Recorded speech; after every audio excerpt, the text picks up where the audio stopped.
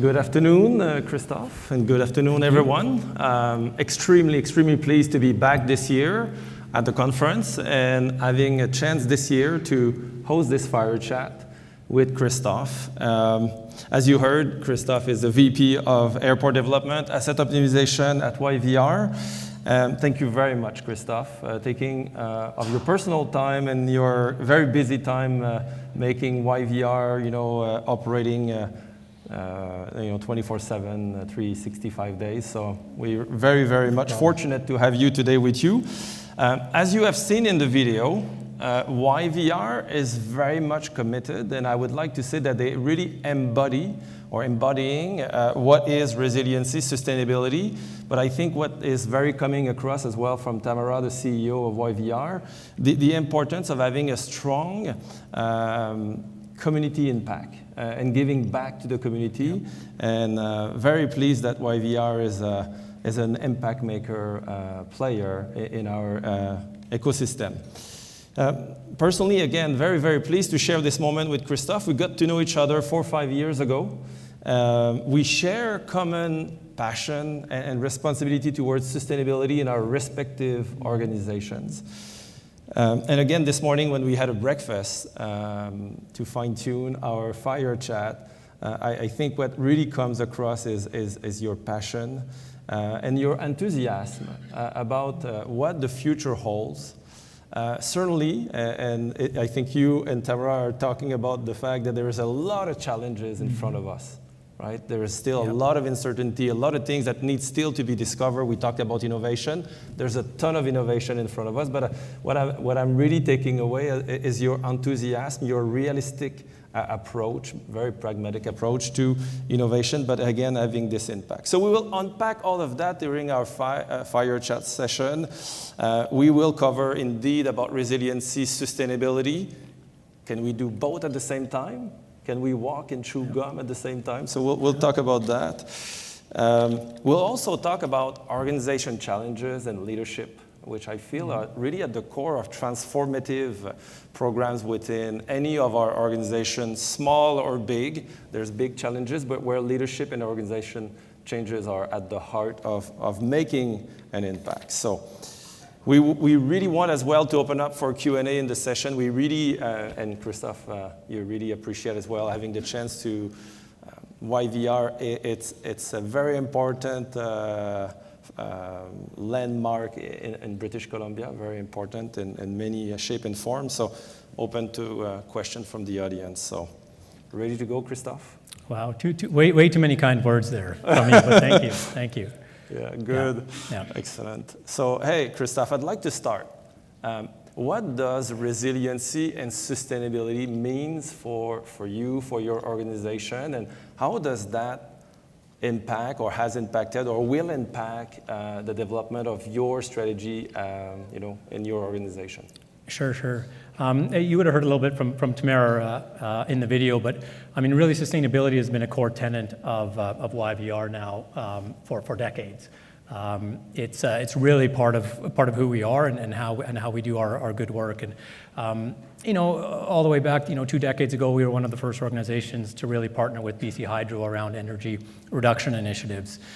You look to our Salmon Safe certification, first airport in North America to be Salmon Safe certified, all the way to a few years ago, developing our fully planned out roadmap to net zero by 2030. So we will be net zero by 2030 in our core operations. We have the plan. My team and our teams are executing the plan. There's no doubt there. So we do take our responsibility to be stewards of the land, the air, the water around Sea Island, where YVR is located, very seriously. Just like the Indigenous peoples for time immemorial have been stewards there, we take that responsibility very seriously. So it's really core to what we do, core to how we make decisions, core to the work that we have.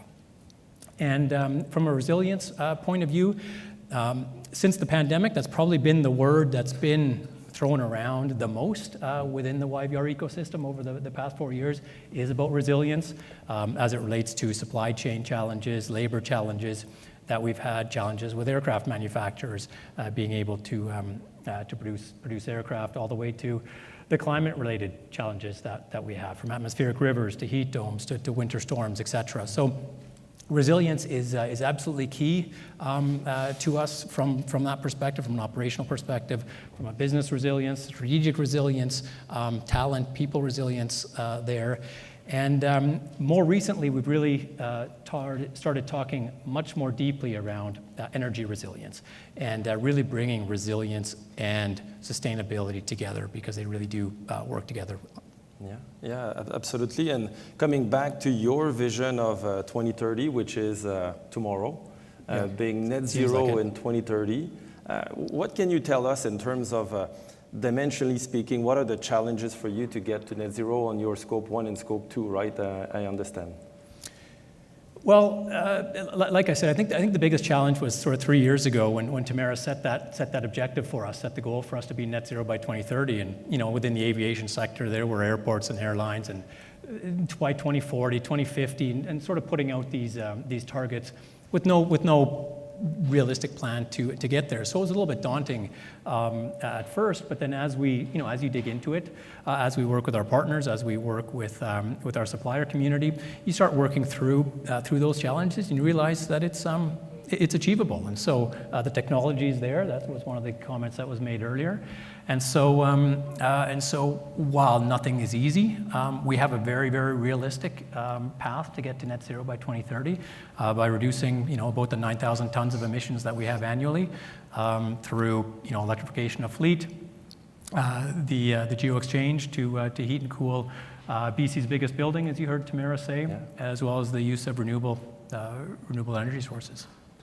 Yeah, and this morning when we talked to you, we could not avoid the fact that the airline industry itself, which is considered for you as a scope 3 emission, right? So all the emission that are generated from the fuel that is burned through the airlines that are landing and departing from YVR. So how do you foresee this other big challenge in front of all of us to decarbonize that industry entirely? And what are the impact from an energy standpoint for YVR? Well, that's certainly a massive, massive challenge. There isn't. You look at the energy density that kerosene and jet fuel has, and the ability to fly nonstop from YVR to Australia, as an example. That's just very, very difficult to match through battery technology or hydrogen at this point. So flying of aircraft may be one of the last fossil fuel burning industries out there, but that doesn't mean that we're not thinking about it and doing what we can at this point to help the ecosystem move those conversations along. So we recently signed a memorandum of understanding with Airbus, ZeroAvia, a hydrogen propulsion manufacturer out of the U.S., Montreal and Toronto airports, to understand what the future of hydrogen could be within the aviation sphere. But the amount of energy and renewable energy that would be required to replace fossil fuels is enormous. And we've done some early work there. For those of you familiar with BC, the Site C dam is about to come online. Capacity, I think, about 1,000 megawatts or so. But we anticipate, or we estimate, that the amount of renewable electricity required for either battery and or hydrogen and or synthetic sustainable aviation fuel could require between 2 and 4 times the output of just that one piece of infrastructure. So that just puts in context the scale and the enormity of the challenge. But we're rolling up our sleeves again, with sustainability being a core tenet of who we are to further the innovation, the partnerships in that space. So we understand that YVR has decided to be part of the game and very setting up the quite ambitious target already. So in terms of sustainability, resiliency is core to what you do. So it's possible to do sustainability and resiliency, and is there any other choice, right, than doing both at the same time anyway? Good point. I don't think there is another choice, but the good news is I absolutely fundamentally believe that it's an and, not an or. And if you've heard Tamara Vrooman, our CEO, speak, she often talks about triple word scores for those of you who are familiar with playing with Scrabble. And that's really what this is. It's an and, not an or. And at its heart, we feel and very much believe that sustainability is good for business.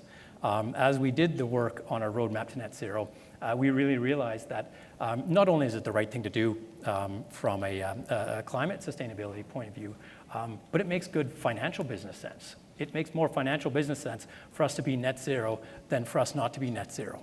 That was not necessarily what we envisioned when we started this, and so that's all part of the journey, and resilience and sustainability absolutely needing to come together. And I'm sure you have some good examples around how that happens as well. Yeah, absolutely. And I think what resonates from what you just said is, and I like often to refer to it, is sustainability is a race against waste. It's a search for sustained result, a sustained efficient result.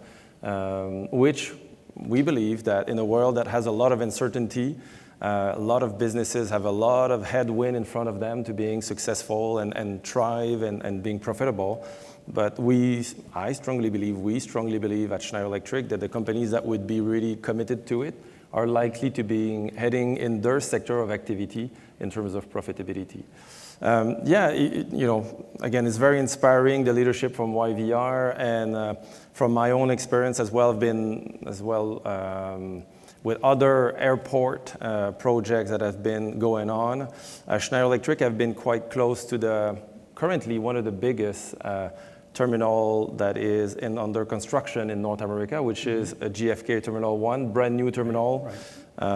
The design, it's very fascinating. I think JFK by itself needed to have a pretty big upgrade to their experience. But what we've seen is that from the get-go, the authorities in New York setting very ambitious goals in terms of their decarbonization. They have a different energy landscape than us in Canada. But I remember when we engage into that project, they're setting up the bar very, very high. We're very, very pleased and proud that we've been able, through this process, to work with them, design a complete energy infrastructure, which will have 4 microgrid, which will produce 12 megawatt. The biggest solar installation in the New York State, and being able to support 100% of the production, the energy need from Terminal 1 itself. And from the experience, that was an interesting way there, is from the customer had very high decarbonization demand, but through the process, there was technical choices that were ready, not ready, financially possible, not financially adequate for the project. But what came into it is a good compromise, which is future ready. At the moment, with the current microgrid fuel cell, it's going to reduce by almost 40% the emission from that new terminal compared to a design.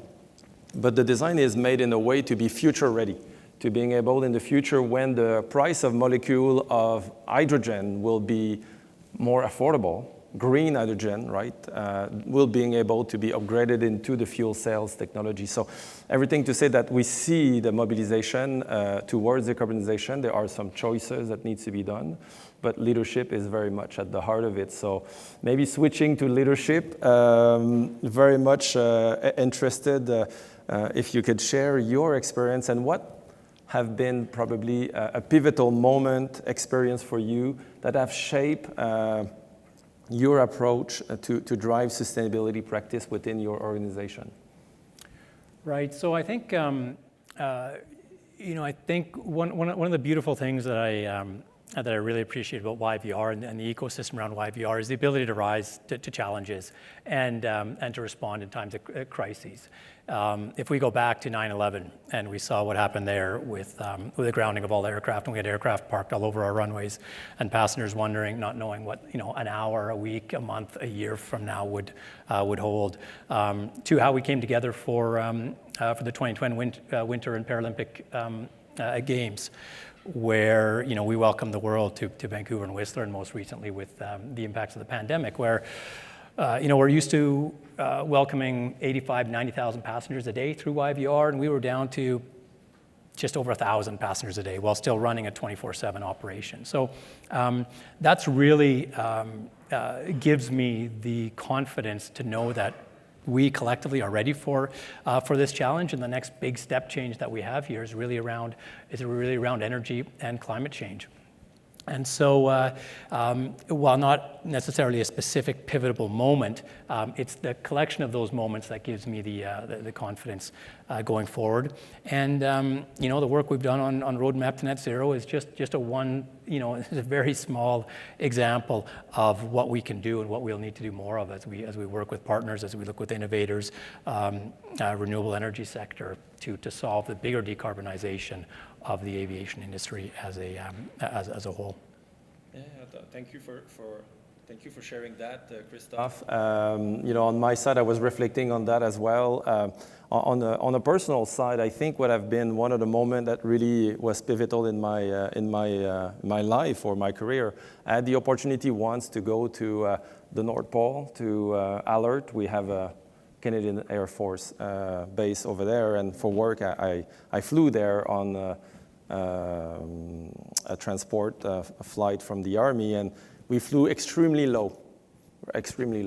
And I saw the beauty of Canada from, we should say from coast to coast, so I saw the coast, and from a very low altitude, and I can tell you that our country is so magnificent that it really impressed on me. I remember very well. It was in '99, so when I went there, but still, I remember that moment very, very, very, personally there. So, but from a work related, there's been several pivotal moments, but I'll keep that for at this level there. What are the key advice you can give to the industry leaders in the room here that are like you in your organization, and getting into setting up the goals and sustainability and so on? And what are the advice you can give to these industry leaders, right, to really make these transformative changes that are lasting and impactful within the organization? Well, I think a lot of it has already been spoken about here today. We've talked about being bold, being disruptive, being innovators, etc. And so I think a lot of it is around that. A lot of it is around leadership, and not being afraid to make a decision, and not being afraid to place some bets. And they might not turn out to be exactly the right bets in a week, a month, a year, a decade from now. But if we make some bets with the view of having some optionality and the ability to pivot when required, having that flexibility is going to be key. The other thing that I reflect on is, I mentioned sort of the purpose of YVR really to serve the community and the economy that supports it, and really putting the customer at the core. Several folks up on the stage have talked about the customer view, and to me that's incredibly important. When Henry Ford said, if I would have asked folks what they wanted when he was looking at inventing the automobile, they would have said faster horse. That wasn't really what people wanted. People wanted to be able to connect more easily from point A to B, more reliably, quicker, etc. So if we put the customer at the heart and really understand what the customer is looking for from a benefit and outcomes perspective, putting that lens on it, I think it's tough to go wrong. Now, sometimes we do have to lead the customers a little bit and be a little bit out front of the customers, because they might not quite know exactly what they want, and so we need to be a little bit out front, but not so far out front that we're designing these wonderful, technically sound solutions that won't be adopted, because the customers and the community are the ones that will really provide that momentum that is being started in rooms like this to be able then to be widespread across the globe. It starts with leadership, certainly, right? And having a clear vision of the transformation we want to make. And you're absolutely right, putting the customer transformation in there, extremely important. I think as well from what I heard you and what I know of as well, the engagement of YVR, what come across as well is all this importance to embark the ecosystem into this transformation, right? So no one alone can find all the solutions. So, and I feel, YVR and your CEO and your leadership team is very much engaged into that, right? So. Absolutely. We do talk about the airport being the ultimate team sport where none of us can do it alone. And we talk about the ecosystem, and that's what we've seen since the pandemic. The ecosystem isn't functioning the way it's functioning. When we had, those 4 bad days of snow, for those of you locally here, December 2022, things that ecosystem broke down. And when we spoke to the customers and we explained to them how complicated it is, how complex it is, this and that, they said, that doesn't sound like a me problem, that sounds like a you problem. Just make it work. Right? And so we took that to heart and we said, okay, we'll roll up our sleeves. It is about the ecosystem, and we do need to lean in harder here, and it is about, the partnerships, the collaborations, the new ways of working, the new ways of doing business, new investment models. All of those are equally applicable to what's being talked about here. This is a big step change, a massive step change that is happening and that will need to happen here. And so it does depend on all of those aspects. So, taking you on that, right? And we just had a session before about innovation. You've got the ecosystem, or at least a good cross-section of the ecosystem in front of you. That's your time, Christophe, right? So what are your asks? What are your needs to the industry? What are the challenges that you would need help to solve?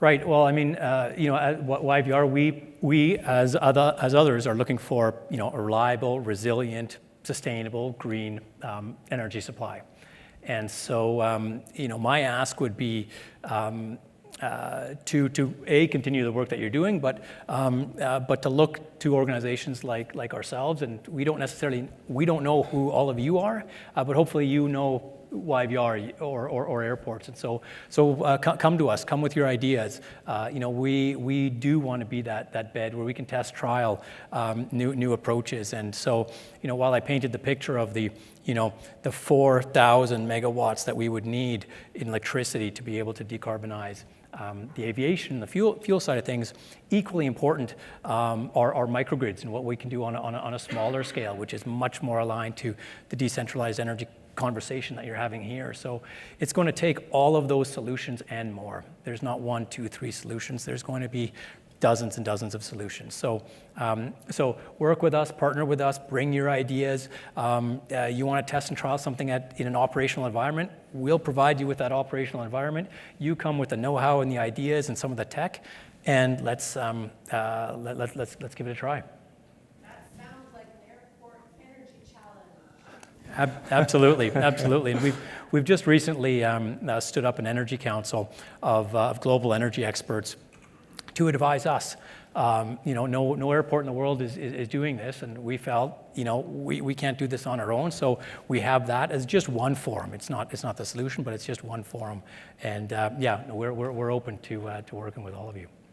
Well, that sounds like really an invitation for collaboration and innovating together. So in respect of time, but as well in respect of what I had said that we would be opening up for question and answer, maybe there's a time if there are any volunteer or questions that are in the audience to ask Christophe or myself. More than happy to do so. Any question? Oh, there is a question. Yeah.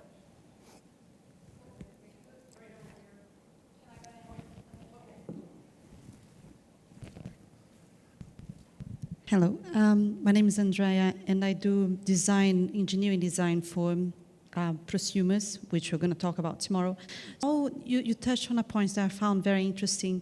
So how do you make designs future-ready for hydrogen? How are you working with, if you can talk about it, hydrogen in your projects? Yeah.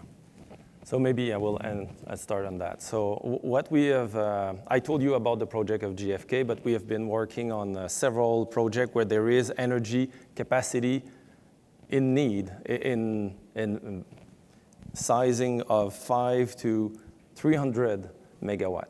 So our teams have been working on trying to find the right technical and financial solution. And we talked to all the manufacturers of engines or fuel cells and other means, right? Trying to see at the edge of the innovation what is possible. And when you look at fuel cells, or you look at all the engine manufacturers right now, they're all working on hybrids engine, which will be able to accommodate different kind of molecule. So that's what we've seen, that's what we observe. I'm sure there will be a ton of new innovation that will come to make this energy equation more affordable, but what I'm saying is that the market is already trying to find way to, so the fuel cell manufacturers we're working with, they already have, in their R&D roadmap having the possibility. So therefore, on our project in JFK, we factored in the possibility to have some CapEx allocated to this later on into the 30-year services contract we have with them. So there was another question on the left. Yeah. Is this one on? Oh, it yes. Is. I think it's really great what you guys are doing. It's so encouraging when you see a sector embracing the challenge when they already know it's just brutal. And so I applaud that. I think that's really, truly amazing. So I'm going to ask you kind of a mean question as a consequence to that. And that is, isn't part, we talk about integration, we talk about, considering all these issues together, is part of the answer to your dilemma, and I'm just pulling this out of my hat, building half a dozen high-speed trains between electric trains, like really fast, between some of your highest activity corridors that can actually just take them out of the air? I know that's a mean question, but. Short answer, absolutely. Absolutely. Okay. And so we just had a session with our board on Friday where we talked about this exact issue. We talked about, the intermodal, so not just multimodal, but the integrated multimodal future of YVR.